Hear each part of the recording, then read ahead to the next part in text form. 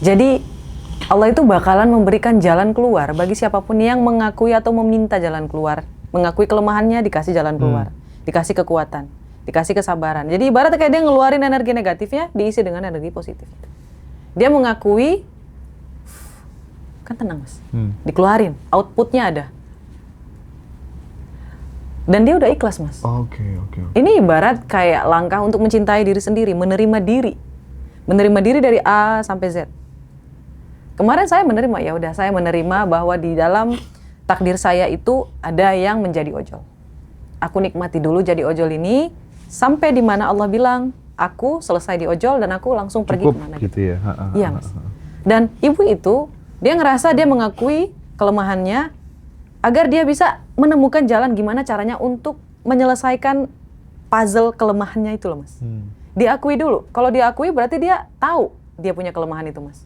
Ibarat kalau kita sakit, kita tahu sakit apa, kita tahu mau minum apa. Iya. Kita tahu obatnya apa. Ada orang yang tidak mau mengakui dan dia nggak tahu deh mau ngapain. Oke. Mentor saya itu pernah mengalami hal yang sama yang bapak yang tadi.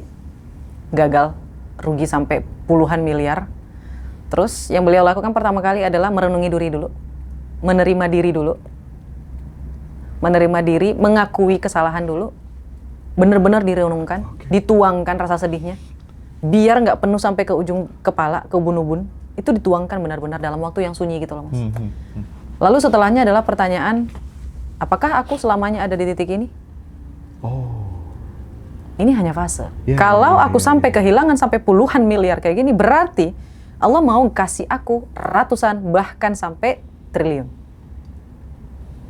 Itu harus diafirmasi terus mas. Karena Allah itu sesuai dengan prasangka hambanya. Itu yang nomor 2. Yang pertama menerima, mengakui. Yang kedua adalah mulai melakukan pengisian ulang. Kan udah kosong nih mas. Diisi ulang dengan pikiran itu. Ini pasti akan ada jalannya. Dan ketika kita yang nomor 3, melakukan usaha lagi. Kita ya go aja. Kalau ini gagal lagi ya coba lagi. Ini memang sangat-sangat generalisasi ya mas ya. Karena dari si bosnya juga itu, mentor saya ini ketika dia mencoba melakukan sesuatu itu menghindari permasalahan yang udah pernah dia lakukan. Jadi kayak di rundown. Oh, nomor 3 di rundown mas. Kemarin itu kesalahannya bisa bangkrut itu karena apa?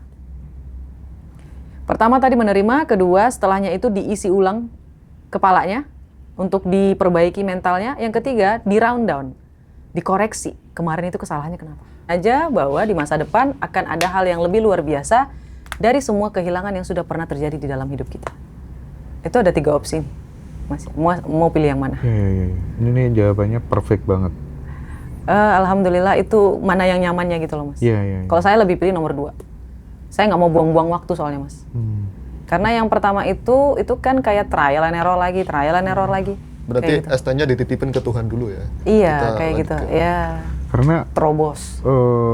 aku waktu kemudian membuka human design, terus kemudian peta energi, terus kemudian bercat tuh sampai terpana gitu ya. Oh, pantes ya. Aku aktivitasnya seperti ini gitu. Ternyata memang sesuai tanggal lahir dan lain sebagainya. Ya jalannya kayak gini gitu. Seperti Kak Roma yang soal telapak tangan dan lain sebagainya tadi gitu. Dan teman-teman kalau misalnya bingung gitu ya, aku talentnya di mana, anak-anakku bakatnya di mana gitu. Di Ganji Rasa itu udah lengkap semuanya. Iya betul. Mau Mas. teman-teman yang mau mahal dan sangat lengkap tuh ada bercat namanya sama Mbak Mona.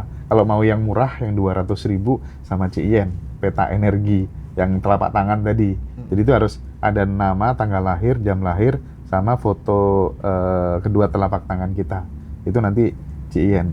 Kak Roma juga pernah kayak gitu. Dan akhirnya relate kan dengan Relate, ya Mas. bener juga ya Bener gitu. mas. Saya naik banget ketika saya berkecimpung di dunia sosial. Ternyata selama ini bisnis saya itu salahnya tidak berkecimpung di dunia sosial. Kalau saya berbisnis di kemudian hari, ya harus di dunia sosial. Kalau mau... Makanya kadang, oh ternyata pada saat kita lahir, itu semesta tuh sudah Sudah memberikan membukakan, oh ini jalan hidupmu tuh seperti dari kelahiran itu. Iya, gitu loh. betul Mas. Makanya saya tidak percaya lakukan apa yang kamu sukai di dalam hidup agar kamu tidak bosan. Bullshit. Saya nggak percaya Mas. Saya nggak percaya itu. Lakukan passionmu supaya kamu bisa enggak, saya nggak percaya. Iya. Lakukan apa yang sudah menjadi bakatmu, kemampuanmu agar kamu bisa melakukan apa yang kamu sukai tanpa halangan apapun. Saya percaya yang itu Mas. Karena yang Timothy juga kan bilang kayak gitu. Saya nggak suka trading, saya nggak suka ini, tapi saya suka uang. Saya ngelakuin apapun agar bisa saya berkecimpung dalam uang kayak gitu Mas. Banyak. Robert T. Kiyosaki juga kayak gitu. Jim Rohn juga kayak gitu. Semua orang yang kita lihat berhasil di zaman ini, di zaman yang lalu-lalu itu, mereka melakukan apa yang sudah menjadi bakat mereka. Agar mereka bisa melakukan apa yang mereka suka. Tapi sehebat apapun bakatmu, kalau kemudian nggak diasah, dia akan kalah dengan kebiasaan yang diulang terus-menerus. Nah, itu betul sih Mas. Tapi kalau misalnya, itu kan banyak opsi ya Mas ya. Iya, Pilih iya. yang mana? Nah, benar. Kalau mau cepat, ya ada printnya. Iya, betul. Kalau mau cepat, ada denahnya. Kalau mau nggak cepat, ya telusuri aja dulu. Oke. Ji, yang selanjutnya, yang based on kasus, Ji, biar ini jadi pelajaran buat teman-teman semuanya yang punya Oke. masalah-masalah serius Siap. dalam hidup. Kak Roma, Iya. bagaimana cara kita membedakan antara rasa lemah yang wajar dan bentuk penyerahan diri yang justru membuka jalan untuk pertumbuhan? Rasa lemah yang wajar ya Mas ya. Manusia itu terlahir itu beda-beda. Takaran emosionalnya Mas. Oke. Kecerdasan itu pun ada 3 bukan? Yang pertama adalah IQ, EQ, dan ESQ. Iya. Ada orang yang memang terlahir dengan kecerdasan spiritual. Ada orang yang terlahir dengan kekuatan emosional luar biasa. Dia pintar bersosialisasi. Oke. Kayak gitu. Dan ketika kita memang tidak diciptakan dengan hanya dengan kepintaran, tapi tidak dengan kemampuan sosialisasi, ya tidak masalah kalau kita mengakui dulu. Tidak masalah. Ya, aku introvert. Tapi aku akan belajar bagaimana caranya agar aku bisa bersosialisasi. Tapi masalahnya kebanyakan orang, aku introvert, jadi aku nggak bisa deh ngikut-ngikut seminar kayak gitu. Itu nggak bisa tuh Mas. Itu membatasi diri malah. Itu ya? membatasi diri. Ibaratnya kayak dia melogoin sesuatu agar dia tidak melakukan hal yang dia tidak mampu. Ibaratnya dia menyerah duluan daripada dia berjuang. Pemalas sih kalau menurut saya Mas, orang-orang yang sudah mengkasih label dirinya kayak gitu. Nah, kalau misalnya nih, kan di Ngaji Roso kan banyak kelas, Iya. termasuk kelasnya Kak Roma yang level up tanggal 6 Maret. 6 Maret. Gimana kalau misalnya usia ibu itu, usia bapak itu, usia om itu, dia udah 55 tahun. Dia Tidak udah masalah. 58 tahun. Muncul kan benak dalam pikiran, mana mungkin, itu kan cocok buat yang muda-muda, aku sudah 55 tahun kayak gini gitu. Dan ada nggak sih cerita-cerita sukses yang dimulai dari atas umur 50 tahun kayak Ada, gitu. Mas. Misalnya kayak siapa tuh namanya pendiri KFC itu? Iya. Iya, dan lain sebagainya. John Sanders. Iya, Kolonel Kolonel tuh, iya, Sanders. Sanders, iya. Itu dia salah satunya. Terakhir saya baca biografinya tuh Mas ya, dia mau bunuh diri tuh. Nah, ketika dia mau bunuh diri, dia ngerasa kayak tiba-tiba ada ide gitu loh Mas. Enak kali ya kalau ayam dikasih ke tepung atau gimana. Serius Mas, dia udah mau bunuh diri, terus tiba-tiba kepikiran ide ini, terus dia catat. Dia uji coba Mas. Iya. Alih-alih dia mau bunuh diri, karena saking penasarannya sama Ayam dan tepung. Iya, pikirannya ini gitu loh Mas. Dia coba. Dia tawarin ke 1000 restoran. Akhirnya diterima di restoran yang ke 1001. Iya. Jadi kalau misalnya bapak-bapak atau ibu-ibu sudah berumur, terus berpikir, aku kan sudah uzur ya, ngapain lagi mikirin dunia. Kita kan nggak cuma mikirin dunia ya. Kan kelas ini kan tujuannya untuk bikin kita bahagia, punya teman, punya pemikiran yang lebih baik. Kita udah nggak fokus. Kalau misalnya bapak ibu tidak fokus kepada harta benda apa segala macam, ya tidak masalah. Kita fokus untuk berteman, bersosialisasi, membagi ilmu, kayak gitu loh Mas Hendra. Iya. Lebih kepada rasa nyaman nggak sih Iya. Mas? Tapi kita juga sering kan diberi dogma Mas Hendra, apalagi masyarakat Jawa ya. Kita selalu dijejali gini, ketika umurmu sudah 35 ke atas dan kamu belum bisa mendapatkan apa yang kamu inginkan alias kaya, ya wes takaranmu segitu. Nah akhirnya kan kita sudah, kalau yang sudah menerima doktrin itu ya wes, aku ya wes segini tok, nggak bisa grow up lagi gitu. Itu perkataan siapa ya? Ada di Jawa, bahkan guru ngajiku sempat bilang kayak gitu loh Mas. Itu kayaknya cerminan dari dirinya sendiri nggak sih, Mas? Heeh. Jadi menurutku mending gitu deh, seperti yang disampaikan Kak Roma. Jadi pada saat ada orang ngomong kayak gitu, ya kita terinspirasi dari ini aja lah. Komputer tercanggih pun, handphone tercanggih pun itu kayaknya dibikin cara kerjanya seperti cara kerja pikiran manusia gitu. Aku yakin itu. Karena itu menurutku logika yang paling masuk akal gitu. Iya. Jadi sistem kerjanya komputer yang paling canggih itu niru kecanggihan yang ada dalam dirinya manusia, pikiran manusia gitu. Makanya ketika ada orang ngomong kayak gitu, kalau usiamu 35 tahun udah nggak bisa naik ke level ya, itu berarti rezekimu takaran. Ya udah kita ini ya udah itu buat kamu aja. Kalau buat aku enggak gitu. Jangan di enter yang kayak gitu. Kita ngenternya yang Betul, positif-positif aja kali ya. Betul. Ini kan penting untuk dibedah kali ini biar Iya. teman-teman Iya. tidak apa namanya terpaku dengan kalimat itu, akhirnya menjadi sugesti yang melekat pada dirinya. Ya wis, takaranku segini ngapain aku susah-susah kan gitu Nah, akhirnya. yang repot kan kalau kayak gitu di enter, Aduh, diaminkan, astagfirullah. iya kan? Diterima kan dengan sadar. Kalau kamu habis nabrak kucing, Mm-mm. wow, gimana? Mesti kan hidupmu akan sial gitu kan? Habis Iya, ini kan iya. sial gitu. Nah kalau itu di enter, ya jadi Sial. beneran Bahaya, sial kan? beneran gitu. Sementara di tradisi lain mau dapat rezeki, kan mending kita pakai yang begitu-begitu aja gitu. Kalau aku nabrak kucing, daripada aku yang jatuh tak tabrak kucingnya, ngapain? Logikanya kan gitu. Iya, Akhirnya iya, kan aku iya. yang selamat, kucingnya yang sial kan gitu. Aku sekarang pengen masuk ke ini deh. Misalnya ada seorang ibu, karena tadi sempat dibahas sama Kak Roma. Jadi aku coba pengen menghadirkan kasus yang real aja gitu. Seorang ibu ini merasa kelelahan merawat anak. Nah, justru pada saat dia bilang, ya Allah, aku lemah. Itu justru si ibu tuh menemukan sebuah kekuatan yang baru gitu. Pada saat mengakui tadi gitu. Iya. Nah, apa yang bisa kita ambil? Moral story dari cerita singkat ini apa kira-kira? Ini baby blues ya, Mas ya. Masya Allah. Aku karena belum melahirkan ya, Mas ya. Aku nggak akan menjadi orang yang menggurui ya, Mas ya. Iya, iya. Karena aku tidak merasakan apa yang ibu itu rasakan. Tapi ketika dia mengakui, di situ dia mendapatkan kekuatan, Mas. Jadi Allah itu bakalan memberikan jalan keluar bagi siapapun yang mengakui atau meminta jalan keluar. Mengakui kelemahannya, dikasih jalan keluar. Dikasih kekuatan, dikasih kesabaran. Jadi ibaratnya kayak dia ngeluarin energi negatifnya, diisi dengan energi positif. Dia mengakui, kan tenang, Mas. Dikeluarin, outputnya ada. Dan dia udah ikhlas, Mas. Oke.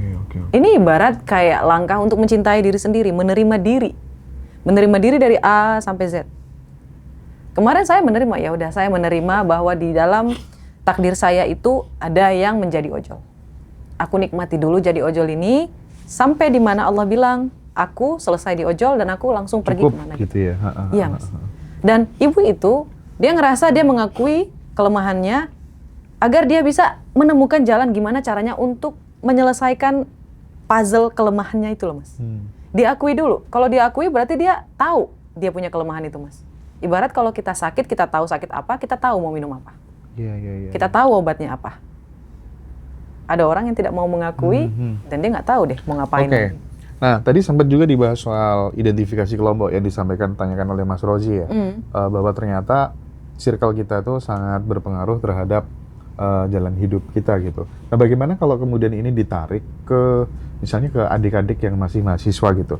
Otomatis anak seusia itu kadang masih dia harus mencoba banyak hal untuk kemudian mengetahui mana sih bakat dan talentaku tuh di mana. Dia harus menemukan sesuatu yang easy, yang enjoy, yang excellent, yang earning gitu kan. Nah, itu tuh sarannya Kak Roma gimana untuk memanfaatkan kelompok-kelompok yang bisa membangun jalan hidupnya yang lebih baik itu apa gitu? Mungkin saran saya agak sedikit ekstrim ya, Mas. Apa tuh? Saya nggak mau buang waktu. Kalau misalnya saya disuruh kembali untuk menjalani masa jadi mahasiswa, saya tidak akan membuang-buang waktu untuk mencari apa yang saya sukai. Oke. Tapi mencari apa yang membuat saya menjadi lebih baik kemudian. Jadi kayak bertumbuh kayak gitu loh, Mas. Bukan mencari apa yang kamu sukai, tapi mencari apa yang membuat kamu bertumbuh. Kalau apa yang kamu sukai, itu kamu benar-benar buang-buang waktu. Karena belum tentu apa yang kamu sukai baik bagimu, dan apa yang tidak kamu sukai tidak baik bagimu. Andai buku yang saya temukan, Mas, yang e-book Peta Pikiran, kamu bisa lihat link di bio aku, di situ ada. Untuk mahasiswa apalagi itu bagus banget, kamu nggak buang-buang waktu 10 tahun, 15 tahun, 5 tahun, hanya untuk mencari tahu apa sih kejeniusan kamu tuh. Ada rumusnya, Mas. Oke. 2 TS dikali 2 S. Ada itu rumusnya, menjadi pemenang MP, kayak gitu. Lebih baik lakukan dulu, ya. Kamu lakukan dulu apa yang menjadi bakat kamu. Setelah itu kamu merasa kamu enough, ya, kamu udah punya ground, baru kamu ngelakuin yang itu. Menantang atau apapun yang kamu sukai. Ibaratnya dia udah nyampe garis finish, Mas. Baru dia mikir lagi, wah, garis finishnya mana lagi nih yang mau saya ambil. Kayak gitu loh, Mas. Jadi nggak blenger ke sana kemari gitu loh, Mas. Kayak buang-buang waktu, kayak gitu loh, Mas. Itulah kenapa orang luar negeri mereka jauh lebih sukses cepat daripada kebanyakan kita. Kenapa? Karena mereka itu terfokusnya cepat, kayak gitu loh, Mas. Kayak orang Korea, orang Cina, mereka itu sudah terarah semua. Kamu harus ngapain, kamu mau ngambil apa, kamu mau apa, titiknya udah pas. Nah, setelah mereka selesai, berhasil, udah dapat kerjaan, udah dapat ini, mereka mengganti profesi mereka. Ibaratnya udah secure dulu. Tapi masalahnya kebanyakan masyarakat Indonesia tuh enggak, Mas. Dan termasuk saya. Akhirnya apa? Terbuang. Sia-sia nggak Karoma? Enggak. Kan ada untung dan untung banget. Iya, untung dan untung banget. Iya. Cuman kerugiannya apa? Di masalah waktu. Waktu udah nggak bisa dibeli. Mau sekaya apapun manusia nggak bisa beli waktu. Itu sih pendapat saya ya, Mas. Iya. Bukan katanya Koendro. Ya kan? Andai kata kemudian dia bisa balik lagi ke usia 20 tahun itu, berapapun hartaku akan kukasihkan ke kamu gitu. Nggak tahu beneran apa enggak, tapi paling enggak kan, oh sebegitunya ya orang tuh, waktu itu sangat mahal banget gitu ya. Banget, Mas. Nah, soal manifesting, bagaimana menerapkan manifestasi, apapun itu yang pernah dipelajari sama Karoma, yang itu bisa membantu atlet-atlet Indonesia, sebut aja misalnya badminton. Kadang ya, ketika kita ngomong soal teknik, soal skill, soal fisik, itu tuh nggak jauh beda kok mereka dengan Cina dan lain sebagainya gitu. Tapi terkadang pada saat kemudian ketemu sama pemain-pemain yang juara dunia misalnya, yang Korea gitu, sekarang kalau ganda putra Korea gitu, ini kadang belum udah kalah mental dan lain sebagainya gitu. Nah, apakah kemudian membuat panggung imajinasi, membuat afirmasi, itu tuh bisa sangat berkontribusi dalam konteks atlet tadi gitu. Kok kalah terus ya, nggak pernah naik podium ya, itu tuh gimana Karoma? Gimana tuh kalau misalnya dirimu punya adik atau apa yang dia sebagai atlet gitu? Ya kalau misalnya Mas, saya punya adik yang atlet kayak gitu ya Mas ya. Kalau misalnya dia gagal, saya akan bertanya, kamu tuh melihat siapa sebagai guru? Oke. Kalau misalnya kamu fokus untuk menang, maka kamu juga tidak boleh melewatkan opsi untuk kalah. Kita juga harus belajar dari orang yang gagal, Mas. Karena orang yang gagal ini akan memberitahu di mana dia gagal. Dan orang-orang yang gagal ini memang ditakdirkan untuk menjadi seorang pelatih. Dan ada itu, Mas, ceritanya tuh, bukunya tuh, di mana pelatih yang gagal ini mencetuskan sampai 100 pemenang atlet. Sedangkan orang yang menang Olimpiade ini hanya bisa mencetuskan 30 orang pemenang dalam Olimpiade. Berarti kegagalan itu nggak selalu menjadi guru yang buruk. Itu untuk fisik ya Mas ya. Kita kan memang melakukan LOE, tapi kita juga butuh yang namanya strategi. Nah, kita butuh yang namanya strategi. Karena teman-teman. hasil itu kan teknis plus non-teknis gitu. Betul, kan pikiran, perasaan, dan tindakan. Tindakan yang tadi saya sebutkan adalah persiapan, strategi. Nah, pikiran ini kita harus fokus untuk menang, untuk kita. Terkadang kan orang mau menang hanya gara-gara mau validasi dari orang lain, Mas. Iya. Ini akan memberatkan dia. Dia harus melakukan yang terbaik. Kalau orang ingin menang, dia harus melakukan yang terbaik. Bukan, saya harus menang karena saya ingin menang. Enggak. Kamu harus melakukan yang terbaik supaya kamu menang. Kamu ingin menang, ya kamu melakukan yang terbaik. Jadi di situ-situ aja gitu loh, Mas. Tidak ada orang lain di situ. Kita nggak bisa jadi raja di hidup orang lain. Terus perasaannya itu harus dijaga. Terkadang kan kalau ngomong sama orang yang sudah menang berkali-kali dalam Olimpiade gitu, Mas, itu kan jadi tekanan bagi salah satu atletnya. Iya. Serius, Mas. Bener. Betul. Ngomong terlalu mendengarkan mereka untuk menuntut, kayak tuntutan dari orang tua, tuntutan dari pelatih, tuntutan dari ini, dari sponsor, dari segala macam, itu bikin dia jadi kayak stres gitu loh, Mas. Dan kamu harus punya ciri khas kamu sendiri, harus jadi orang yang unik, agar ini bisa tertutup dan tidak masuk ke dalam kepala kamu. Iya. Tapi aku setuju banget deh. Kalau teman-teman yang mungkin badminton lovers gitu kan tahu yang namanya Viktor Axelsen gitu. Jadi kenapa dia bisa sekarang dia jarang tanding sih karena cedera dan lain sebagainya. Tapi dia ranking 1 dunia tuh lama banget dan prestasinya luar biasa. Mau All England, mau apapun dia selalu juara. Ternyata dia dulu motivator. Oh, alah. Jadi kalau urusan mental, raja mental, Viktor Axelsen. Masya Nah Allah. makanya kalau misalnya contoh misalnya, kan tadi kita sempat bilang ya bahwa kemudian hasil itu teknis plus non teknis gitu kan. Iya, iya. Betul. Nah, meskipun misalnya kalau di tunggal putri itu ada Grego Mariska Tunjung, ada Putri Kusuma Wardani dan lain-lain, dia melakukan manifestasi, dia melakukan afirmasi gitu. Tapi pada saat kemudian dia mengasah skillnya, dia hanya latihan misalnya ya lawan 1 orang gitu. Sementara An Seyong lawannya itu 3 cowok pada saat latihan. Oke. Ya kan? 3 lawan 1. Ya wajar dong An Seyong jadi juara dunia gitu. Iya, Meskipun iya. kamu manifestasi mau afirmasi kayak apapun juga, iya tetap kalah orang skillnya tindakannya berbeda Beda. kok. Ya nggak Kak Roma? Ini kan orang harus Iya. aware gitu loh.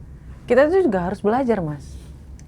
Kan masih ada yang namanya usaha intuisi itu artinya kita mempersiapkan. Kalau misalnya kita mau jadi juara, ya kita harus lebih hebat daripada kita yang kemarin. Misalnya nih Mas, saya udah mulai buka kelas kayak gitu. Jadi topik ini harus saya upgrade terus-menerus. Nah, Iya. aku tadi bilang mudah-mudahan Kak Roma nanti mau upgrade materi terus gitu. Iya, gitu loh Mas. Serius aku batin gitu tadi. Iya Mas, itu telepati ya Mas ya. Iya, aku batin gitu loh tadi loh. Karena aku betul, melihat Mas. responnya teman-teman luar biasa. Bagus banget. Amin, Allahumma amin. Saya jadi teringat Mas, kayaknya saya butuh liburan deh. Iya deh, harus dong. Perlu Penting. jeda. Iya, waktu jeda kayak gitu. Mungkin nanti di bulan Mei kayaknya Iya. istirahat iya. sebentar. Heeh. Untuk bisa bawain topik baru gitu ya Mas Oh ya. harus Masya Allah. dong. Itu Mas pengen. Rozi. Iya Kak Roma, Iya. seberapa besar peran keyakinan kita dalam diving semesta Oh, untuk udah. membuka potensi? Rozi, jangan pertanyaan itu lagi. Coba deh aku aja kalau gitu. Aku pengen langsung yang based Mana on nih? kasus saja ya. Oke. Jadi misal ada seorang pebisnis, itu Ya. tiba-tiba dia jatuh bangkrut. Oh, I see. Ya. Bagaimana dia itu bisa menggunakan rasa yang lemah tadi itu Kak Roma? Atau solusinya bagaimana sih? Misalnya dia lagi bener-bener bangkrut supaya ada titik balik untuk membangun bisnis baru yang berkelanjutan, tapi yang based on usaha intuisi aja dulu. Apa gitu? Pertama kali apa yang harus dilakukan gitu? Yang pakai intuisi aja dulu. Misalnya dirimu nih, usaha lagi bener-bener bangkrut, dek ke bawah gitu. Pertama kali yang dilakukan tuh apa? Supaya nggak kehilangan harapan dan bunuh diri. Oh my God, ini pertanyaan dalam banget ya Mas ya. Ngeri. Let me think about it. Kalau saya lempar ke diri saya, segalanya, saya udah punya peta printnya Mas. Oke.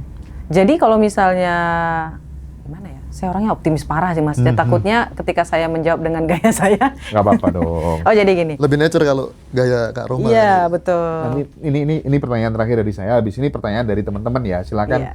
teman-teman yang mau konsultasi nanti aku kasih panggung, aku fasilitasi ya. Masya Silakan. Allah, tabarakallah. Sebentar ya Mas ya, ini Yuk. agak sedikit berat nih ditanya. Jadi mentor saya itu pernah mengalami hal yang sama yang Bapak yang tadi. Gagal, rugi sampai puluhan miliar. Terus yang beliau lakukan pertama kali adalah merenungi diri dulu. Menerima diri dulu. Menerima diri, mengakui kesalahan dulu. Benar-benar direnungkan, dituangkan rasa sedihnya. Biar nggak penuh sampai ke ujung kepala, ke ubun-ubun. Itu dituangkan benar-benar dalam waktu yang sunyi gitu loh Mas. Lalu setelahnya adalah pertanyaan, apakah aku selamanya ada di titik ini? Oh. Ini hanya fase. Ya, Kalau ya, aku ya, sampai kehilangan sampai puluhan miliar kayak gini, berarti Allah mau kasih aku ratusan bahkan sampai triliun. Itu harus diafirmasi terus Mas. Karena Allah itu sesuai dengan prasangka hambanya.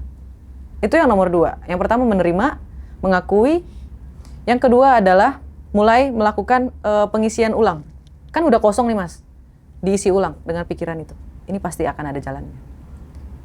Dan ketika kita yang nomor 3, melakukan usaha lagi. Kita ya go aja. Kalau ini gagal lagi ya coba lagi. Ini memang sangat-sangat generalisasi ya Mas ya. Karena dari si bosnya juga itu, mentor saya ini ketika dia mencoba melakukan sesuatu itu menghindari permasalahan yang udah pernah dia lakukan. Jadi kayak di rundown. Oh nomor 3 di rundown Mas. Kemarin itu kesalahannya bisa bangkrut itu karena apa? Pertama tadi menerima, kedua setelahnya itu diisi ulang kepalanya untuk diperbaiki mentalnya. Yang ketiga, di round down, dikoreksi. Kemarin itu kesalahannya kenapa? Agar tidak melakukan kesalahan yang sama. Kayak gitu, Mas. Dan yang keempat, itu coba lagi. Memang gak gampang, Mas. Iya, iya. Tapi masalahnya, orang-orang yang mengalami pilot kayak gini, memang sudah dijanjiin sama Allah yang jauh lebih luar biasa. Iya, iya. Rata-rata orang yang udah jatuh ke bawah, gak ada jalan, mau ke atas, Mas, itu naiknya sampai astagfirullah. Nggak penting sih jatuhnya berapa kali, yang terpenting adalah mantulnya bisa lebih tinggi apa enggak. Biasanya ini kan kayaknya sudah sangat-sangat mampus gitu ke bawah, udah mentok gitu loh, Mas. Jadi nggak ada pilihan lain sampai dia naik ke atas. Mantulnya itu. Kalau udah mentok, ada ciri-cirinya kok, Mas. Kalau sampai udah benar-benar sampai rasa mau bunuh diri, Mas, itu udah mentok, itu udah. Ini dia mau mantul apa enggak? The power of mantul itu yang harus. Seperti yang terjadi di Singapura kan? Pada saat kemudian dulu Singapura belum seperti saat ini, banyak orang mati karena sakit, ya. Negara penuh sampah, ya, rumah pada gitu, orang banyak yang pengangguran gitu kan. Lee Kuan Yew tiba-tiba kirimkan postcard ke setiap rumah. Ini gambaran peta Singapura di masa yang akan datang. Ada gedung-gedung di Amerika, di Eropa yang besar-besar, taman yang indah, rumah sakit yang rapi, megah gitu kan. Akhirnya Lee Kuan Yew 5 tahun setelah Lee Kuan Yew lengser kan, pesta kembang api luar biasa, we arrive gitu ya, terhadap mimpi yang dibangun orang Singapura gitu. Nah masalahnya kita punya nggak fondasi mimpi sekuat itu gitu. Iya, itu yang jadi Itu kan dia di rundown, Mas. Ya. Di rundown sama dia. Singapura ini salahnya di mana? Itu memang harus, Mas. Ya, ya. Kalau kita gagal itu jangan merenungi gagalnya aja. Kita harus tahu, kita harus mengakui salah aku di mana. Besok-besok aku apa yang harus nggak aku lakuin, tujuannya mau seperti apa. Diperbaharui lagi tujuannya kayak gitu. Oke, jadi tadi ada yang menarik tuh pada saat kemudian menghadapi kegagalan itu. Setelah ini teman-teman boleh ya tanya-tanya, silakan. Akan aku tanyakan sama Kak Roma. Aku ada nasihat yang paling bagus. Ini nggak tahu ya, ini mohon maaf ya teman-teman ya, ini yang non-muslim. Ini cerita dari Nabi siapa gitu, terus suatu hari ketemu sama seorang pemahat yang sangat legendaris gitu ya. Pemahat, terus kemudian si Nabi itu, nggak tahu ini Nabi itu siapa ya, pokoknya ini cerita yang aku dapat di pesantren dulu lah. Kemudian dia minta tolong dong, dari pengalaman hidupmu di usia yang sekarang ini, yang sudah tidak muda ini, tolong kamu ringkas lewat beberapa kata aja, tulis di cincin itu, cincinnya mau aku pakai gitu. Ternyata ditulis dengan 3 kata, semua akan berlalu gitu. Masya Allah. Jadi mau sedih ya akan berlalu, mau senang mau pun bahagia juga akan berlalu gitu ya. Dan itu kan yang membuat kita ya udah biasa-biasa aja, nggak usah terlalu takut, nggak usah terlalu ini kan. Dan orang yang udah pilot itu, Mas, jangan takut deh. Kita udah punya printnya. Kita udah punya itunya loh. Semoga Allah memudahkan. Ibaratnya kayak sudah pernah ngalamin dapat uang miliaran gitu loh, Mas. Dia udah tahu caranya gitu loh, Mas. Yang sulit itu kan 100 juta. 1 miliar, 10 miliar. Setelahnya selesai. Selesai, itu udah gampang. Nyata sih itu. Iya, Itu betul. nyata sih. Ya, jadi 100 juta pertama tuh memang ngos-ngosan sih. Aduh, luar biasa, Mas. Oke, banyak yang tanya nih, kelasnya kapan? Kelasnya tanggal 6 Maret, Kak. Itu udah ada nomornya ya. Udah tertera di situ di layar. Terus ada yang tanya gini, Bib. Habib kayak yang bagian bacakan pertanyaan teman-teman deh ya. Mohon dipahamkan lagi dong Kak Roma, cara menerima diri ketika anak berulang kali jual motor ketika ribut sama orang tua. Nah, ini kasus baru ini. Ini ada masalah nih kayaknya, Mas. Kalau misalnya kita lihat lagi nih, harusnya ibunya ada di sini, jadi saya bisa nanya berkali-kali. Karena kan kita harus lihat dalam 2 POV, Mas. Iya, Kita nggak bisa ngejudge Sepihak anaknya ya. kayak gitu. Harus Siapa? berimbang ya. Ya, karena takutnya kita ngejudge anaknya buruk, ternyata di balik itu ada suatu tindakan yang membuat dia, memicu dia melakukan hal tersebut. Benar. Dan ini berulang-ulang, artinya memang ada suatu masalah di sini, Mas. Pertama, anaknya, apakah anaknya ini punya kecenderungan ke obat-obatan? Nah kan, dalam, Mas. Iya.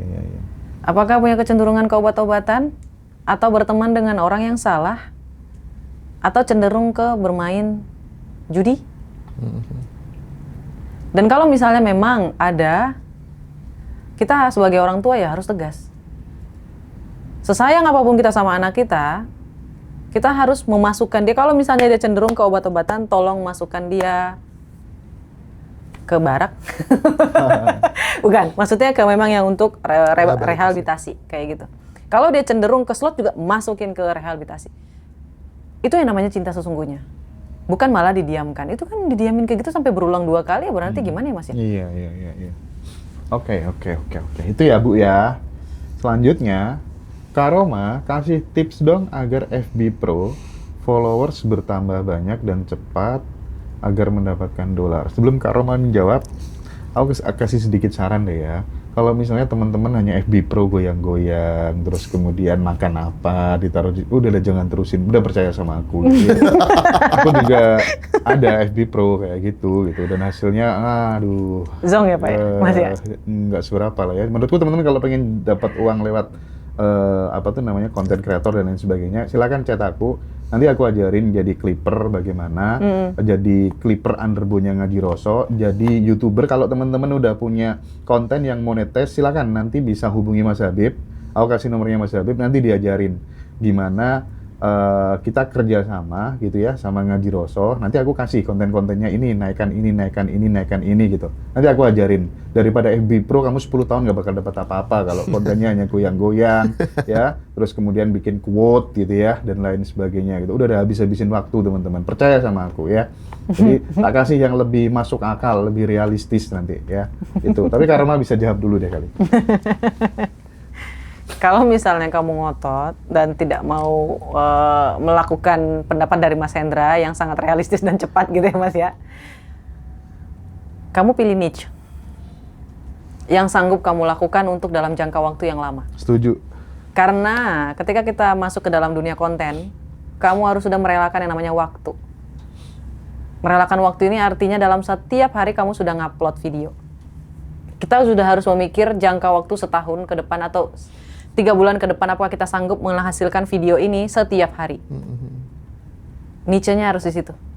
Kalau misalnya kamu termasuk tipikal orang yang pemalas, gunakan AI. Ya, gunakan AI dan keluarin dana lebih banyak. Dan kalau mau lebih singkat, ya ikutin cara Mas Hendra tadi. Belajar dulu. Tapi yang penting aku bilang ya, FB Pro oke, ketika kemudian itu kamu mudah mengerjakannya dan itu menjadi basic need-nya banyak orang. Betul. Jadi kebutuhannya banyak orang gitu. Jangan yang sekedar ya kamu goyang-goyang kayak gitu tuh, aduh. Yang kayak bunda-bunda nggak sih Mas? Ya risih banget gitu lihat ya. Salam apa sih ini FB Pro tuh? Salam apa namanya? Aku males nonton aku kadang. Itu ya buat teman-teman ya. Mbak Roma, kalau kita cinta cowok, Oh, oke. tapi ngerasa jadi mesin ATM,